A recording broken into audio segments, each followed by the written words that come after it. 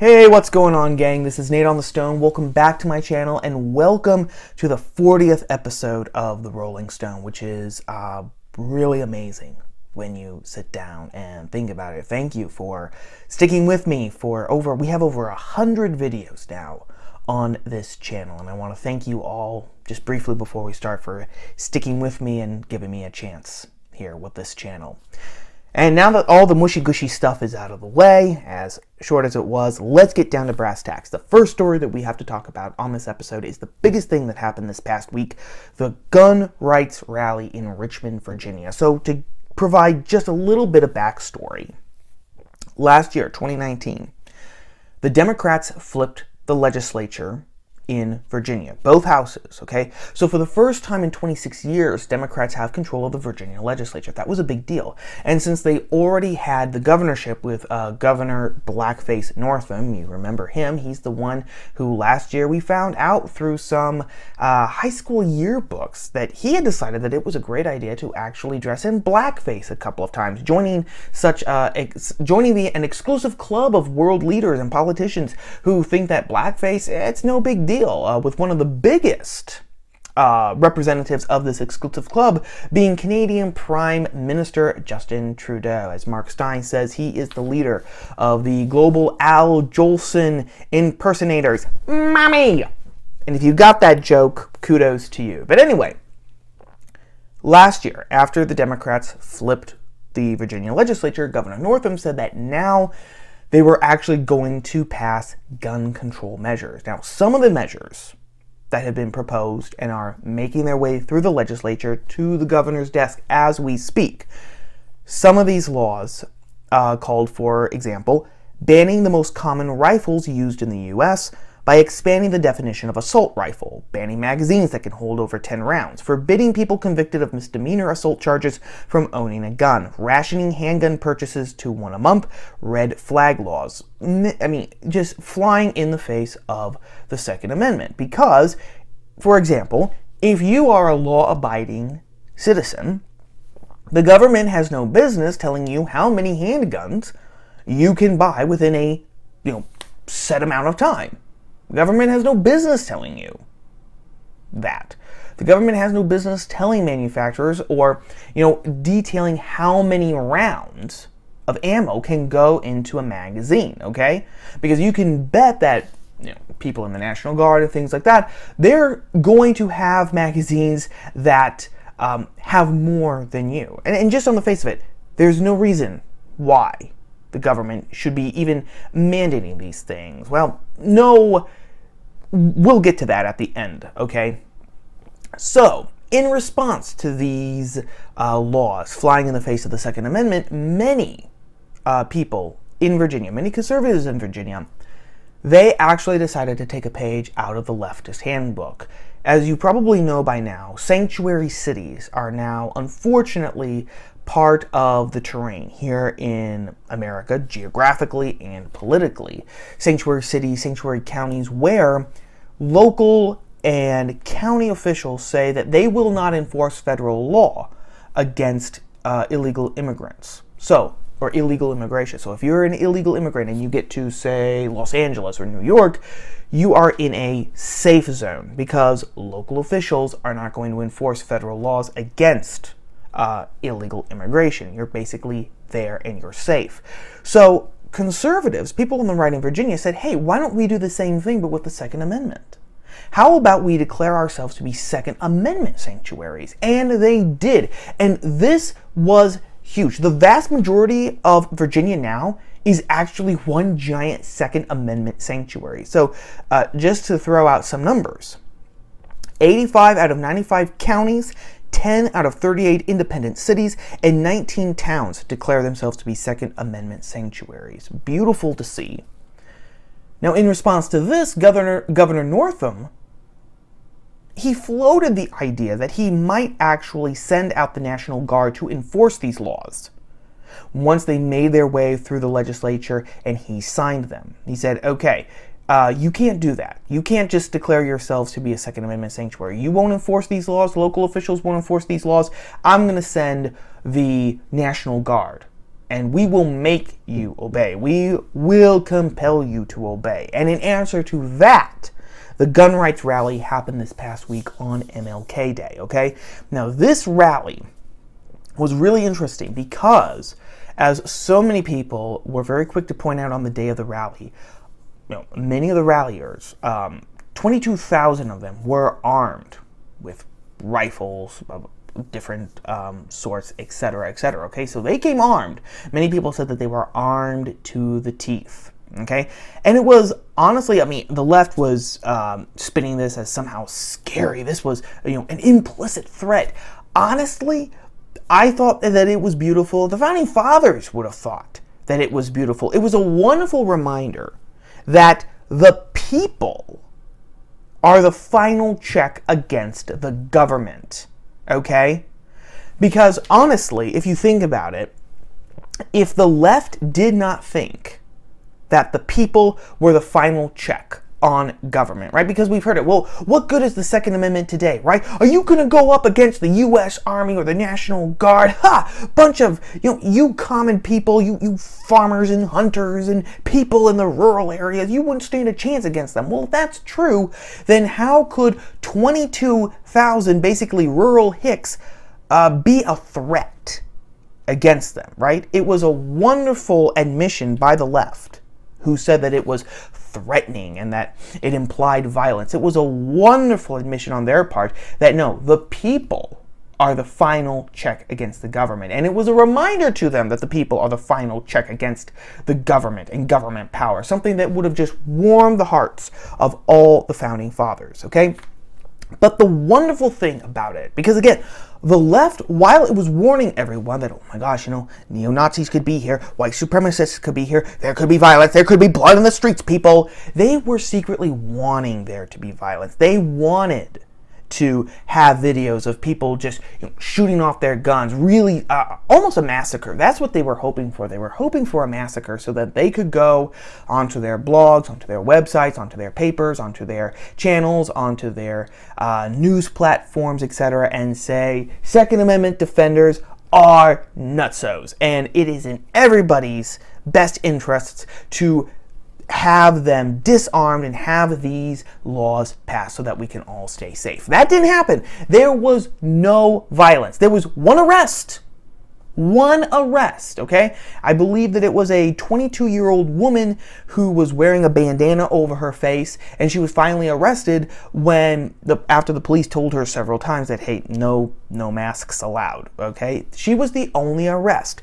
According to Reuters, quote, more than 22,000 armed gun rights activists peacefully filled the streets around Virginia's Capitol building on Monday to protest gun control legislation making its way through the newly Democratic-controlled state legislature, unquote. It was wonderful. People armed, reminding them that, hey, at the end of the day, we're the ones in charge. It is we, the people, remember that, and it was entirely peaceful. People who respect property, who respect law and order, who respect authority, but who are also willing to remind those people in charge that, you know what, we are in charge. Do not come gunning for our rights. It won't end prettily. But of course, this wasn't the narrative that the left wanted. For example, Jamil Smith, okay, who's a writer over at the Washington Post. He penned a piece for the Rolling Stone, no relation, okay, to our channel here, where he made the argument that the rally was inherently racist. Now, I'm going to substantially quote from his piece, okay? This is Jamil Smith writing in Rolling Stone. Quote, as the definition of whiteness in America has expanded over generations, the unearned advantages that come with it become harder to kick. While racism is rightly regarded as a social disease, the privilege that it affords white people can be more like a drug. So even when Donald Trump becomes an obviously horrid president whose policies hurt even some of his own voting blocs, there are many who won't give up the sweet taste of superiority over other groups, immigrants of color, African Americans, whom he marginalizes even further. That's one big reason why, rather than recoiling from the injuries Trump is inflicting upon the rule of law, his nearly monochromatic base is following his example, mistaking actual moves towards equality, legality, and public safety as encroachments upon their freedoms. The most visual example of this surfaced on Martin Luther King Jr. Day in Richmond, Virginia state capitol, where tens of thousands converged. It was an armed flood of, mostly, white men protesting announced planned gun control measures for the state, such as universal background checks and bans on military-style assault weapons. Media outlets deemed it peaceful because we didn't see Charlottesville redux, but I'll be damned if I subscribe to some notion that hundreds of thousands of angry white men with guns storming into town is any way non-violent, unquote. Okay, 22,000 people suddenly ballooned to hundreds of thousands. I would love for that math to work with something like my bank account, okay? Jamil Smith, tell me your secret. Tell me your mathematician secrets, okay? And I will share the wealth with you. I will help redistribute the wealth, okay? But he continued, saying, quote, "A bunch of these guys showing up with weapons and tactical gear sends a message. Guns are inherently a tool of death, if not mere intimidation. So it isn't just an expression of First Amendment rights when folks exploit their Second Amendment rights in this way. It is extreme, if not classifiable as extremism, when white men react to a small d democratic result with the threat of violence." In other words, gang, if you partook in this rally, or if your heart went out to the people at this rally this past week in Richmond, then you are part of the problem, because you are just an angry white man, right, who wants to see racism perpetuated because it gives you a feeling of power. That is Jamil Smith's argument, okay? Moves towards, as he puts it, equality, legality, public safety are seen by you, the people who support this rally, who support the Second Amendment, they are seen by you as just means of taking away your quote-unquote white privilege. And that's why you're rallying. It's not about the Second Amendment. It's not about your rights. It's just about your institutionalized white power. That is Jamil Smith's argument. And this argument was actually backed up, okay? The enfant terrible. Okay? That's a horrible French accent, but we'll work with it for right now. David Hogg. Okay? He made a video on Twitter where he said, quote, "VA is in a state of emergency because white supremacists and Nazis are using their Second Amendment rights to shut down the First Amendment rights of students, veterans, and clergy," unquote. Okay.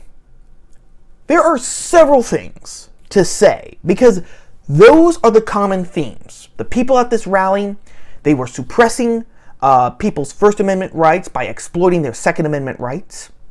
They're white supremacists, and they're Nazis. Those were some of the key themes on the left about this rally. Now, in the first place, okay, there were several pictures posted onto Twitter and Instagram who were actually at the rally in Richmond, where you saw law-abiding Black American citizens marching with the Second Amendment defenders.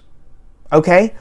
Are these people white supremacists? I would love for David Hogg and for Jamil Smith. And Jamil Smith even mostly admits that, well, most of these people were white. He even admits it. So does he think that these Black Americans who are marching in support of the Second Amendment, does he think that they're Nazis? Does he think that they're white supremacists? David Hogg certainly does. He said so. He said right here, again, white supremacists and Nazis are using their Second Amendment rights to shut down the First Amendment rights. So these black people, these Black American citizens, our fellow countrymen, marching in support of the Second Amendment must, in David Hogg's mind, be white supremacists and Nazis. Okay? Going over and above that, however, the left constantly states that society is inherently racist. The police are inherently racist. Not just that there are racist police officers in police departments. I mean, because, you know what? There are, and they should be drummed out as soon as they're found. But But I should say, as soon as they are found and as soon as they actually allow their racism to actually, make them exploit their power. When their racism makes them exploit and abuse their power against citizens, that's when they should be kicked out. Now, if those two things are true, if society is racist, if the police are racist, why in the world would the solution to that, one of the solutions of that being limiting Black Americans' rights to the Second Amendment, the right to bear arms? Shouldn't we be ensuring that they have every means of protecting themselves and their families and their property as we can? That is a huge dichotomy between what they say here on one hand and there on the other hand. Okay? But there's even more to this than that. There are two main points about this story, okay? The first main point is this. What the left has made very clear, what the left made perfectly, crystally clear with this rally, okay, is that you, Mr. Average, Mr., Mrs., Miss, American who is at home or maybe driving home from work, watching this video right now, or whether you're watching this video or not, you have no constitutional rights unless the left expressly allows you to have constitutional rights. Okay? That is what they are saying. Because this rally, it wasn't just about the Second Amendment. I mean, that is at its core what it was about, rallying in defense of the Second Amendment. But contra to Hogg, this was not a case of the Second Amendment somehow overpowering the First Amendment, because in order to have a rally, you have to utilize two First Amendment rights: the right to peacefully assemble and the right to petition the government. That's what this rally also expressed. People were exercising their First Amendment rights to assemble peacefully and petition the government in defense of their Second Amendment rights. But doing that, exercising those First Amendment rights, makes you, in the eyes of Jamil Smith, in the eyes of David Hogg, and in the eyes of most other leftists, that makes you, Mr. Average American of whatever sex or gender you identify as, that makes you a white supremacist and a Nazi. You could be, as black as midnight. You could be as red as the western sun, right? You could be, yellow as a daisy. You could be as purple as Thanos. You could be as green as a Martian. It doesn't matter. You're a white supremacist and a Nazi to boot. Unless, all because you are exercising your rights in support of something that they despise, in support of something that they hate. Now, having a rally and using your First Amendment rights for, gender insanity or for climate change, that's fine, because those are things that the left can get behind. Those are things that the left likes. Those are things that the left promotes. That's okay. But when it comes down to something like the First Amendment, Second Amendment, something that the left despises, then exercising those rights makes you an enemy of society. And this is the point to where we have gotten, where we've seen this kind of two-tier system, in the government between, all you have to do is compare, things that Obama did with things that Trump has done as president to see that division, that two-tier system. Well, now this system has finally floated down to our level, to the level of the common Joe. You can rally and exercise your rights, but only if they support things that the left does. Because if they don't, they will immediately brand you an enemy of society and excommunicate you and declare you to be enemy numero uno. That's the first main point. The second main point, okay, that I just have to briefly touch on is this. Because I saw on Twitter several people asking, rhetorically probably, why the left hates guns so much? Why does the left hate the Second Amendment so much? And it's actually quite simple. Remember, here's the thesis, guys. The left is not the left is not composed of morons. The left is very smart, okay? Especially higher up, the brains of the organization, people like AOC, people like Barack Obama, people like Nancy Pelosi, people like, Ilhan Omar, people like that. People like that. Peter Singer, for example, they're very smart. They're very smart, okay? They do not believe, I'm convinced that they do not believe the lies that they tell about the Second Amendment. That it was only there for hunting. That it was only there to allow states to have militias, National Guards we would call them today.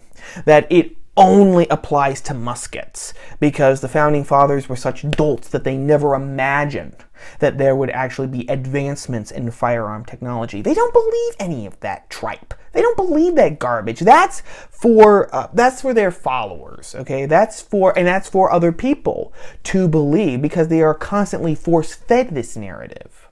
Okay? They don't believe it. They know what the Second Amendment was there for. They know why it was put into the Constitution, specifically so that the people could act as the final check on government power. And that's the reason why they hate it. Because again, the left they are obsessed with utopia. They think that if they were just given charge of everything would be perfect. The racists, the xenophobes, the homophobes, the transophobes, the patriarchal sexists, the capitalist pigs, etc., etc., etc., would finally be put out to pasture or re-educated if you watched my video from Tuesday. And everything would be hunky-dory, we would all be singing Kumbaya and drinking lemonade and Kool-Aid. But the fact that people have the right to defend themselves, the fact that they are lawfully able to carry guns, to own guns, means that there will always be a check on their hopes and ambitions, and there will be then a stumbling block to the coming of utopia, because everyone who has a gun isn't on board with their program. They might say, no, you know what, I don't think that there are, 50 genders that are multiplying, that are compounded daily. I don't think I want any part of that. Thank you. I'm going to sit over here, and homeschool my kids. That is an impediment to utopia. And the left can't just swoop in and take their kids and force them to comply yet, because that family also owns guns, and their neighbors own guns. And their neighbors, while they might not be political, when they see that happening to their neighbor, they might actually join their neighbor in a little show of force, saying, no, keep your paws away. That's why the left hates the Second Amendment. It is a check on them. They know it, they hate it, and they fear it. But that's all I've got to say about the Virginia gun rally. Let's move on to story number 2.